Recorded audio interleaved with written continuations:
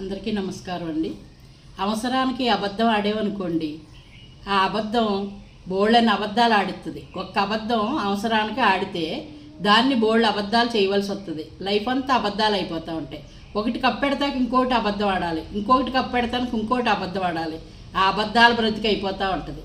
ఎప్పుడు కూడా అబద్ధాల జోలికి వెళ్ళకూడదండి.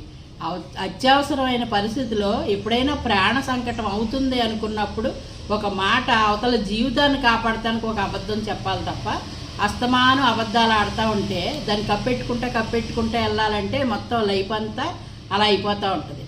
అది కుటుంబంలోనూ రకరకాలు వస్తుంది, ఇరుగు పొరుగు దగ్గర వస్తుంది, అన్ని రకాలు కూడా ఆ కుటుంబానికి ఒకలాంటి ఇది వచ్చేస్తుంది. ఎప్పుడు కూడా అబద్ధాలతో బతకకూడదు, నిజమైన బతుకు బతకాలి. అబద్ధాలు బతుకుతూ అలవాటు చేసుకుంటే కనుక లైఫ్ అంతా అబద్ధాలు అయిపోయి ఏం చేయాలో కూడా అర్థం కాని పరిస్థితి అయిపోతూ ఉంటుంది.